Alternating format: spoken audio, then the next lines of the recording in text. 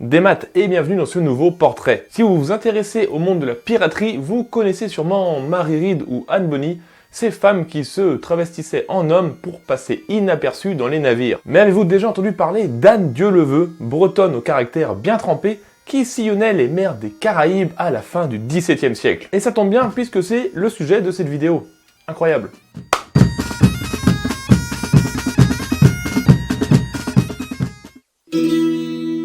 Tout d'abord, je tiens à vous dire que comme tout ce qui traite des pirates du XVIIe siècle, il est difficile de distinguer la légende de l'histoire, donc j'ai essayé de me rapprocher le plus possible d'une vérité historique.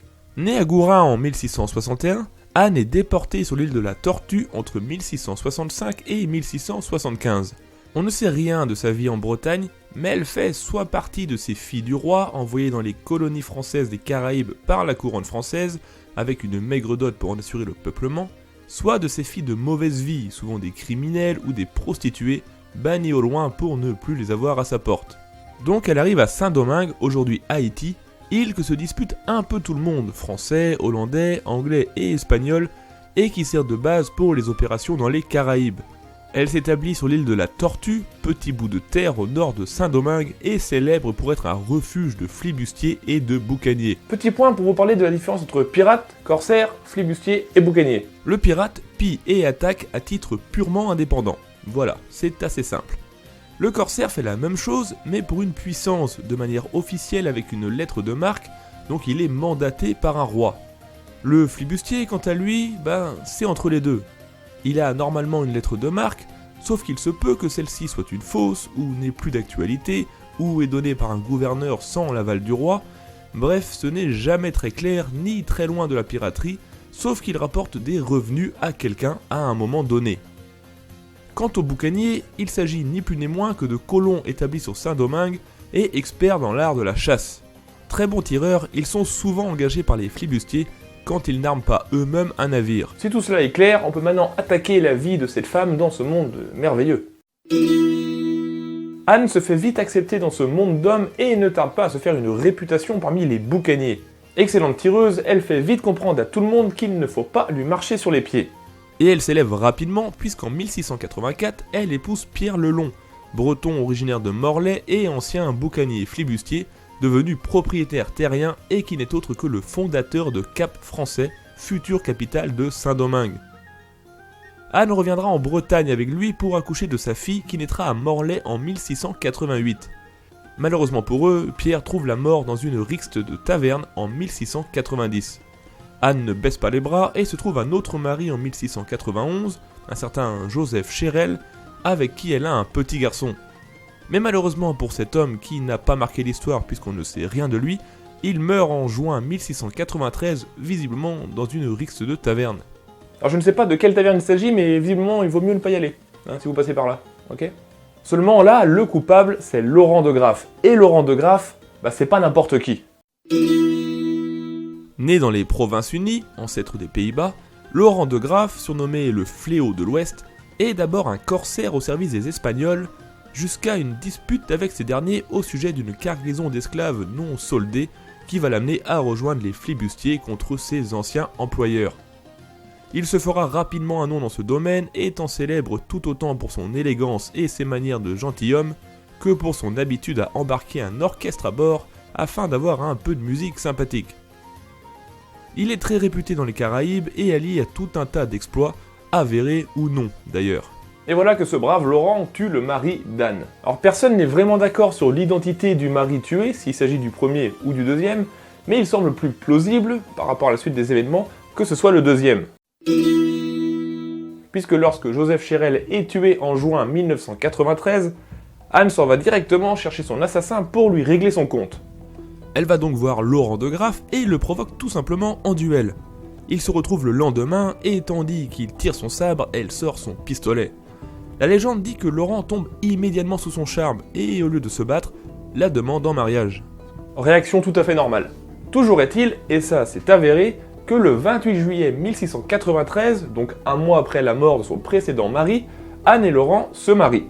Après que Laurent ait fait annuler son premier mariage, puisque à ce moment-là, il était encore marié. Ils s'établissent sur l'île de la Tortue où ils auront une fille. Mais ils ne vont pas rester souvent à terre et Anne va suivre son mari dans ses expéditions. Et c'est là qu'elle obtiendra son surnom. Étant la femme du capitaine et avec son caractère bien trempé, elle est vite acceptée par l'équipage, contrairement aux femmes de l'époque qui étaient plutôt mal vues sur un navire, et n'a donc aucunement besoin de se travestir pour passer inaperçue.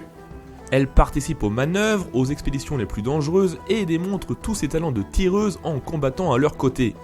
Une part du butin lui est réservée et l'équipage lui donne le surnom de Dieu le veut, puisqu'il est dit que lorsque celle-ci veut quelque chose, elle finit forcément par l'obtenir aussi sûrement que si c'était Dieu qui le voulait.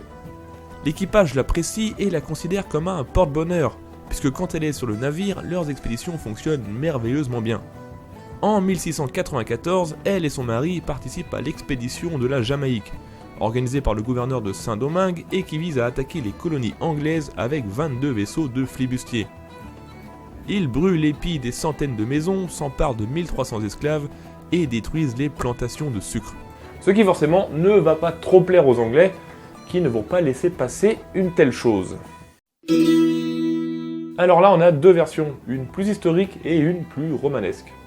La première, qui semble plus historique, c'est que Anne et Laurent se trouvent à Saint-Domingue l'année suivant leur raid en Jamaïque, lorsqu'une coalition anglo-espagnole vient en expédition punitive pour piller et porter un coup à la flibuste. Laurent disparaît dans la bataille, tandis que Anne et ses 3 enfants sont capturés par les Espagnols. La seconde version, plus romanesque, est que leur navire est attaqué en mer par les Espagnols. Pendant l'abordage, Laurent est tué d'une balle et c'est alors Anne qui prend le commandement et dicte ses ordres.